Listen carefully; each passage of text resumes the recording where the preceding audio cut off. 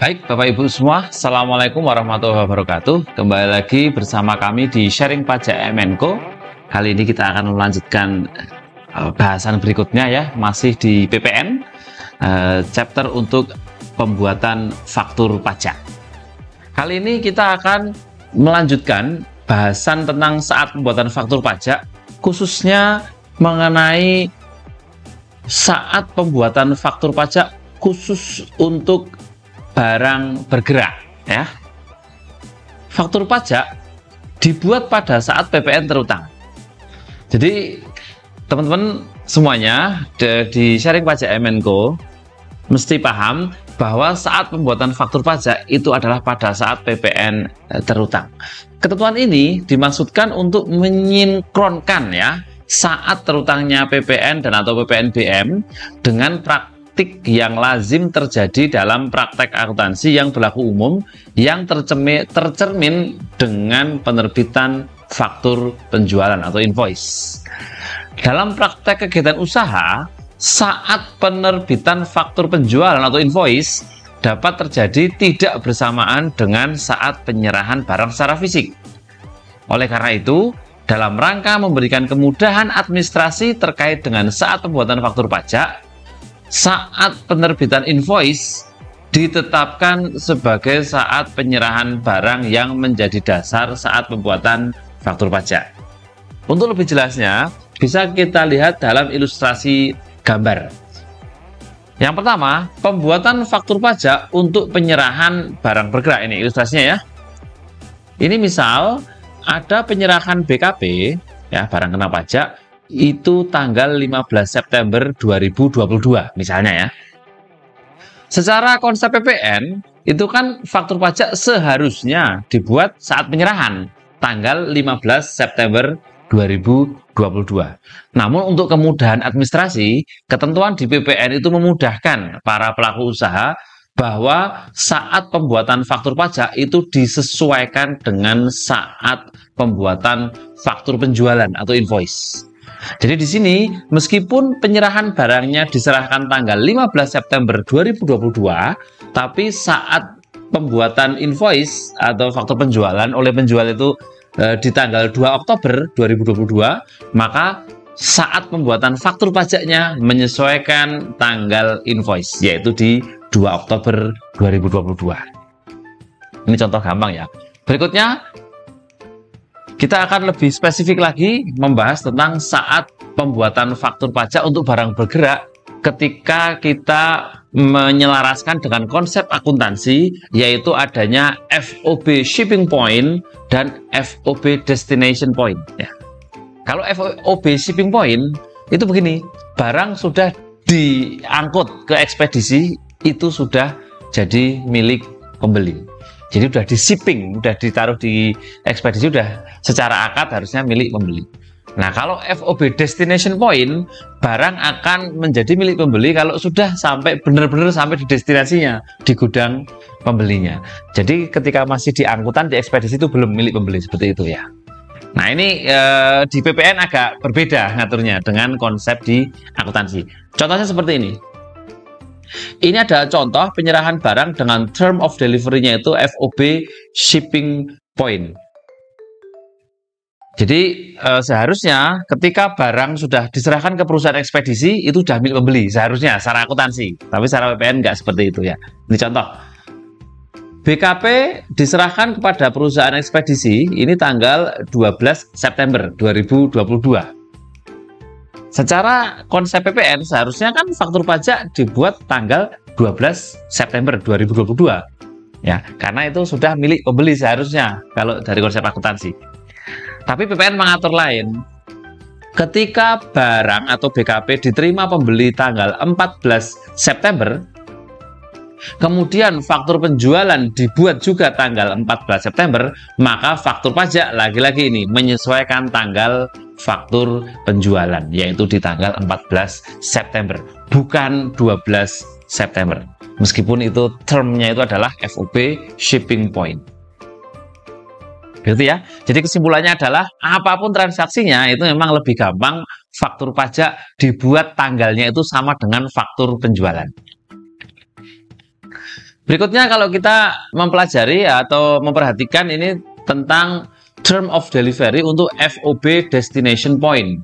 Ketika FOB destination point itu kan secara konsep akuntansi barang milik pembeli kalau sudah sampai gudangnya pembeli gitu. Ketika di ekspedisi belum. Nah, ini gambarnya seperti ini.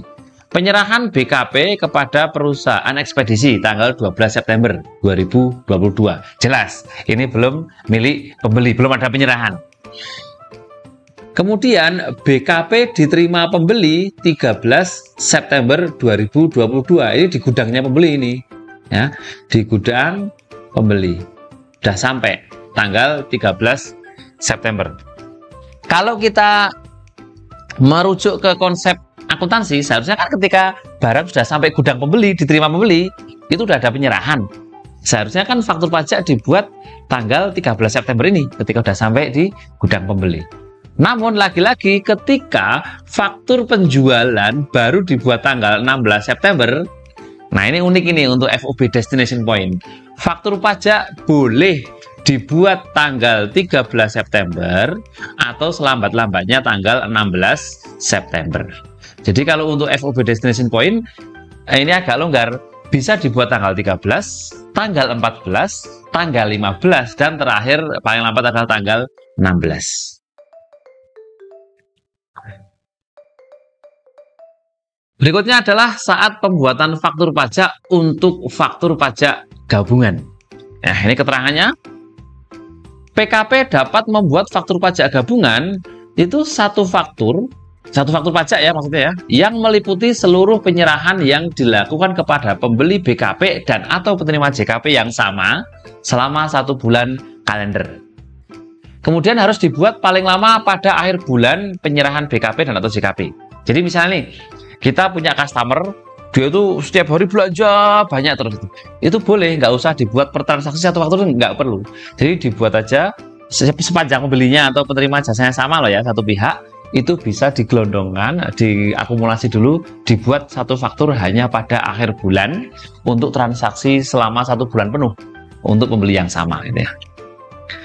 Dalam hal terdapat pembayaran, baik sebagian maupun seluruhnya, sebelum penyerahan BKP atau JKP yang diterima dalam bulan penyerahan, faktur pajak gabungan tetap dibuat paling lama pada akhir bulan penyerahan BKP dan atau JKP. Ini mengatur kalau dalam suatu bulan ada DP, ada uang muka, meskipun penyerahannya diserahkan bulan depan loh ya, maka faktur gabungan dibuat pada saat penyerahan DP itu, bukan pada saat penyerahan barang. Nah, untuk lebih memperjelas ilustrasinya, ini ada contoh pembuatan untuk faktur pajak gabungan. Ya, sekali lagi, faktur pajak gabungan adalah untuk pembeli yang sama, di bulan yang sama, bisa diakumulasikan dalam satu faktur pajak, dibuat paling lama akhir bulan. PTA yang merupakan PKP, nah ini saya garis bawah ya, PTA yang merupakan PKP, melakukan penyerahan BKP kepada PTB, dan menerima pembayaran dari PTB selama bulan April 2022, ini selama sebulan penuh ya. Sebagai berikut ya. Ini tanggal 4 ada penyerahan BKP 1 juta. Ya. Ya sudah, masukkan ke DPP di bawah ini ya, 1 juta ini.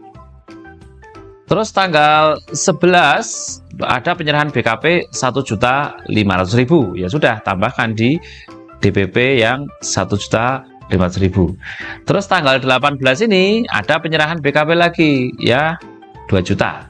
Ya sudah, 2 juta ditambahkan di DPP ini 2 juta itu ya, kan penyerahan. Nah, ini yang perlu diperhatikan yang tanggal 19. Ada penerimaan pembayaran dari PTB atas penyerahan pada tanggal 4 April. Jadi yang sejuta ini. Nah, ini kan faktur pajak itu dibuat mana yang lebih dulu antara penyerahan dengan pembayaran. Nah, ini yang duluan penyerahannya. Jadi ketika penyerahannya dilakukan tanggal 4, faktur pajak dibuat tanggal 4. Tanggal 19 menerima pembayaran sudah nggak dibuat faktur lagi, sehingga kita kasih huruf font warna merah ini maksudnya tidak masuk di DPP bulan April. Berikutnya kita ke tanggal 25, ada penyerahan BKP senilai 2.500.000. Ya sudah, tambahkan di DPP ini 2.500.000. Kemudian tanggal 26, nah ini kebalikannya dari tanggal 19 ini. 26 ada penerimaan pembayaran uang muka dari PTB untuk penyerahan yang akan dilakukan pada bulan Mei, bulan depan. Ini kan bulan April ya. Nah, penyerahannya bulan depan, bulan Mei, itu uang muka sebesar 250.000. Maka uang muka 250.000 ini dibuatkan faktur sekarang di bulan April. Karena sekali lagi, faktur pajak itu dibuat mana yang lebih dulu antara pembayaran atau penyerahan. Nah, ini untuk yang tanggal 26 pembayaran duluan. Dibuat faktur pajak, masukkan ke DPP faktur pajak gabungan. Dan yang terakhir tanggal 30 April ada penyerahan BKP senilai 3 juta. Ya sudah, tambahkan ke DPP ini. Sehingga dari contoh PTA yang menyerahkan ke PTB di atas itu, total DPP selama bulan April adalah Rp10.250.000. Dan ingat, ini faktur pajak wajib dibuat paling lambat akhir bulan ya. Kalau April berarti paling lambat dibuat tanggal 30 April. Untuk seluruh penyerahan dari tanggal 4, 11, 18, 19, 25, 26, dan tanggal 30. Nah, yang terakhir untuk chapter ini adalah kita akan membahas pengecualian dalam faktur pajak gabungan. Ya. Faktur pajak gabungan tidak dapat dibuat atas penyerahan BKP dan atau JKP yang mendapat fasilitas PPN atau PPN dan PPNBM tidak dipungut. Ya, sesuai dengan ketentuan yang mengatur mengenai penyerahan BKP dan atau JKP ke dan atau dari kawasan tertentu atau tempat tertentu. Jadi teman-teman masyarakat umum biasanya kalau kita membahas tentang PPN atau PPNBM tidak dipungut ke kawasan tertentu, itu merujuk ke penyerahan di kawasan berikat yang berada di bawah pengawasan Direktorat Jenderal Bea dan Cukai, yang menggunakan faktur pajak itu kodenya itu adalah 07 biasanya ya kalau ke kawasan berikat. Nah, untuk kode faktur 07 tidak bisa dibuat faktur pajak gabungan. Demikian Bapak Ibu dan rekan-rekan sekalian dari sharing pajak MNCo untuk chapter kali ini yang membahas mengenai faktur pajak gabungan. Kita ketemu lagi di chapter berikutnya masih berkaitan dengan faktur. Saya Heri, assalamualaikum warahmatullahi wabarakatuh. Sehat selalu Bapak Ibu semua. Terima kasih.